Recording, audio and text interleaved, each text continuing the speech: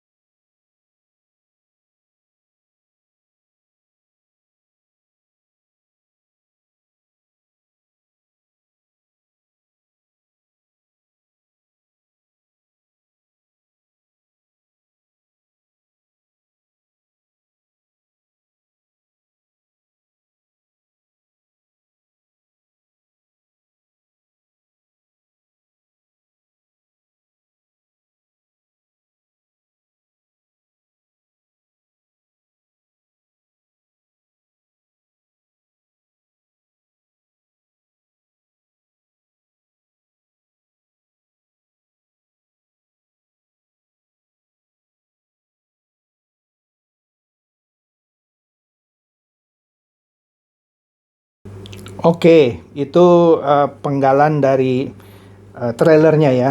Sepertinya saya akan menghilangkan suaranya karena di belakangnya itu banyak background musik yang saya yakin ada copyrightnya. Anda lihat saja ya,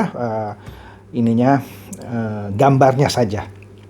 Oke, apa yang menarik dari film Jesus Revolution ini? Ya, nah di sini film ini adalah sebuah film drama Kristen. Nah, ini menarik nih ya. Memang film ini ditayangkan setelah kita merayakan Paskah, tapi bertepatan dengan saudara-saudara kita yang akan menyambut Hari Raya Idul Fitri. Jadi ini menarik gitu filmnya ya. Ketika saya lihat, ramai juga gitu yang nonton ya. Ternyata antusias juga orang yang menonton film Jesus Revolution ini. Karena memang jarang itu film yang mengupas kekristenan yang menurut saya ini bagus ya. Saya tidak promosi filmnya ya. Yang saya promosikan message dari filmnya ini bagus. Karena ini dibuat berdasarkan suatu true story, cerita nyata di Amerika ya. Nah, di sini juga adalah bukunya sebelumnya yang diterbitkan yang judulnya juga sama, Jesus Revolution, ya.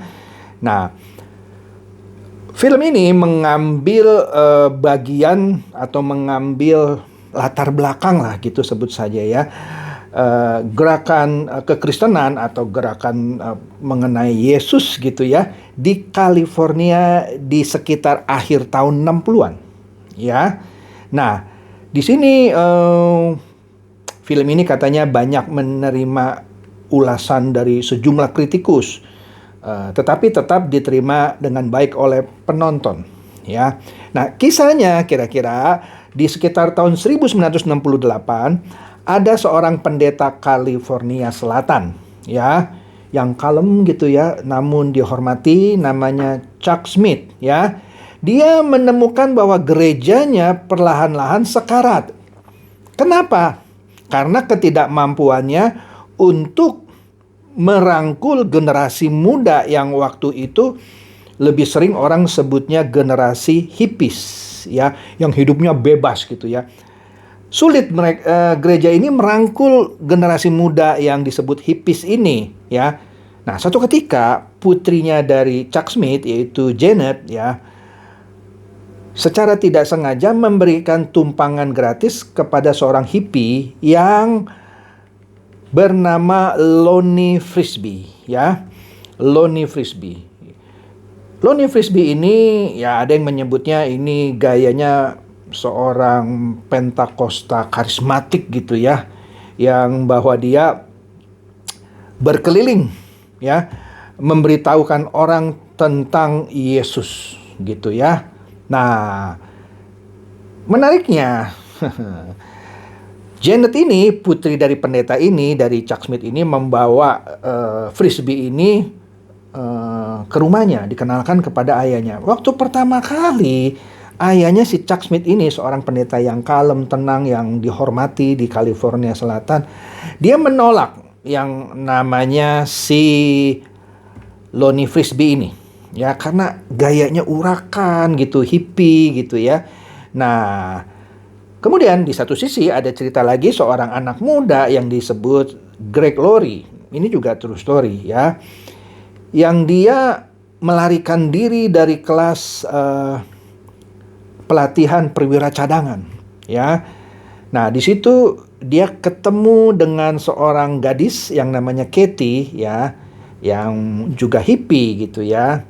Nah, dia dari perkenalan itu dia membawanya ke suatu konser, waktu itu namanya konsernya Janis Joplin ya, dengan Timothy Leary yang mengkhotbahkan nilai obat untuk penemuan diri. Jadi waktu itu anak-anak muda itu mau menemukan jati diri. Hippie ini mencoba segala macam hal, misalkan dari segi obat dan segala macam. Maka tidak heran hippie waktu itu banyak yang kecanduan, misalnya narkoba, ganja dan seterusnya. Nah, satu ketika adiknya Katie ini hampir mati karena overdosis ya, sehingga dia sempat ribut lah dengan Greg ini ya. Karena ternyata menemukan jati diri dengan obat itu tidak tepat ya. Dia akhirnya putuslah persahabatan mereka gitu ya. Nah, intinya si Katie ini kemudian mendengarkan khotbah dari Lonnie tadi, yang urakan hippie tadi yang ditemukan oleh putrinya si pendeta ini di kampusnya. Kemudian dia akhirnya dibawa ke gereja di mana Chuck Smith ini sebagai pendetanya. Nah, di sini mulai menarik ya. Nah, ketika hippie ini masuk ke gerejanya Chuck Smith, nah, disinilah message-nya yang penting. Ternyata orang-orang yang seusia dengan Chuck Smith ini orang yang sudah berusia lah sekitar 50 lebih, bahkan 60 lah kira-kira ya. Nah, gerejanya sepi. Kebanyakan jemaatnya itu dari orang-orang yang berusia, ya sebut saja 50 ke atas. Anak mudanya hampir-hampir tidak ada, ya. Jadi ketika hippie ini serombongan datang, nah jemaat-jemaat dan juga donatur-donatur gereja yang merasa terganggu gitu dengan kedatangan hippie ini. Mereka tidak mau menerima, bahkan sebagian dari mereka keluar dari gereja karena mereka menganggap hippie ini tidak pantas masuk gereja. Ya, tidak pantas masuk gereja. Tapi Chuck Smith ini mengambil resiko. Tetap dia menggandeng hippie ini mengabarkan mengenai Yesus gitu ya. Singkat cerita, akhirnya gerejanya jadi besar. Karena para hippie yang sebelumnya mau menemukan jati dirinya, menemukan tujuan hidupnya dengan mengikuti ajaran Yesus. Ya, akhirnya terjadilah baptisan massal gitu ya di suatu pantai gitu ya. Gerejanya makin lama makin besar ya. Tapi satu ketika Chuck Smith berselisih paham dengan Lonnie Frisbee ya. Mereka berpisah dan pada saat yang bersamaan Greg tadi ya akhirnya ujung-ujungnya dipercaya oleh Chuck Smith untuk memegang suatu gereja di daerah lain gitu ya. Dan akhirnya gereja yang dipegang oleh Greg Laurie ini ya makin lama makin besar juga. Oke. Singkatnya, Greg Laurie yang dulunya datang dari keluarga yang hancur di mana ibunya ketergantungan sama minum-minuman keras, akhirnya menjadi pendeta yang sukses dan bisa memiliki jemaat yang besar. Jadi inti ceritanya adalah ini menggambarkan mengenai kemunafikan ya dari mereka, dalam hal ini anggota-anggota atau jemaat-jemaat gereja yang usianya sudah tua gitu ya, yang melihat hippie-hippie ini adalah orang-orang berdosa yang tidak layak masuk gereja. Padahal tujuannya gereja adalah untuk merangkul mereka orang-orang yang berdosa yang mau menemukan jati diri. Sedangkan sebagian jemaat yang tadi keluar dari gereja Chuck Smith berpendapat mereka tidak pantas masuk gereja. Jadi gereja itu hanya untuk orang-orang yang baik-baik saja. Padahal salah kan? Tuhan Yesus saja bergaul dengan pemungut cukai, pelacur, dan orang-orang berdosa. Loh, masa sekarang ada jemaat gereja yang mau memilih, menseleksi ini loh orang yang cocok masuk gereja, ini loh orang yang tidak pantas masuk gereja. Nah, inilah pesan yang saya dapat gitu ya. Akhirnya seorang Chuck Smith itu ya, yang sebenarnya kalau pada waktu itu dia mengikuti pendapat para senior gitu ya, bahkan donatur lah dari gereja itu dengan tidak menerima para anak muda yang disebut hippie ini untuk masuk ke gerejanya, dia akan tambah sekarat karena dia menutup pintu untuk para anak muda yang sedang mencari jati diri, ya kan? Yang tidak tahu arah hidupnya kemana. Akhirnya ketika dia berani ngambil keputusan untuk merangkul anak-anak muda itu yang mau dia bawa ke jalan yang benar, ternyata keputusannya benar. Ya, gerejanya terus berkembang. Dari tempat yang kecil dia harus buat tenda yang dihadiri oleh ribuan orang. Dan baptisan juga dilakukan untuk ribuan orang. Setiap hari mereka membaptis ratusan orang. Nah, disinilah pesan yang paling penting bahwa ketika kita jadi orang Kristen, ya, kita harus sadar bahwa gereja itu adalah bengkel. Bengkel untuk mereparasi orang-orang yang tidak benar, ya. Bukannya tempat untuk berkumpul-kumpul orang-orang yang tanda kutip ngaku sudah benar gitu ya, dan menutup diri bagi orang-orang yang belum benar.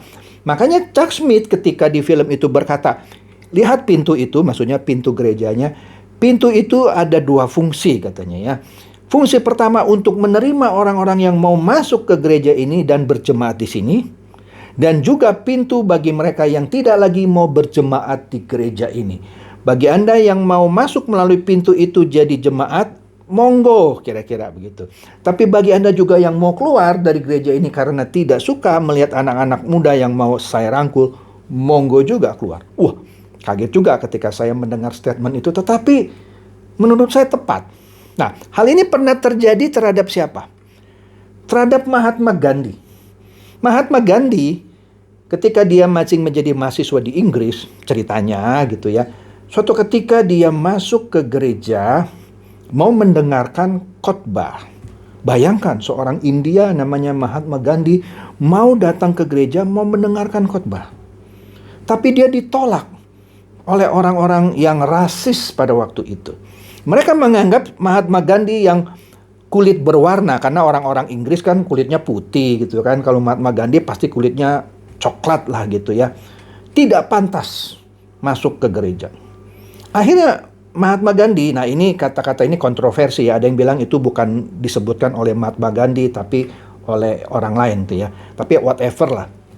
Katanya Mahatma Gandhi bilang, saya cinta Yesus Anda, tapi saya tidak cinta orang-orang Kristen seperti Anda yang tidak seperti Yesus, kira-kira seperti itu. Akhirnya Mahatma Gandhi keluar dari gereja itu dan dia tidak jadi mendengarkan khotbah di gereja itu. Nah, bayangkan kalau Mahatma Gandhi pada waktu itu tidak ditolak masuk ke gereja, mungkin separuh dari India sekarang Kristen. Iyalah. Tapi karena dia diusir dari gereja, dianggap tidak layak masuk ke gereja, maka India ya seperti sekarang ini, masing tetap mayoritas Hindu.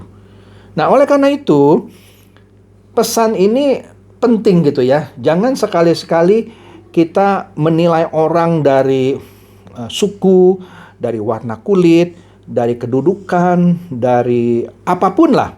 Ketika orang itu memang mau ke gereja. Dan juga jangan kita membuat suatu tembok seakan-akan gereja ini hanya tempat orang-orang suci gitu ya.